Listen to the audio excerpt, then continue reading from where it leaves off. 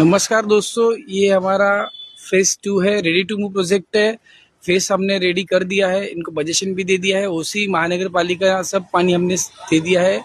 Plus अभी हमारा जो प्रोजेक्ट है पोजीशन रेडी चालू है। प्रोजेक्ट के बाजू में रिक्शा स्टॉप है, नियर स्कूल है और हिंदू मुस्लिम दोनों अलाउ है।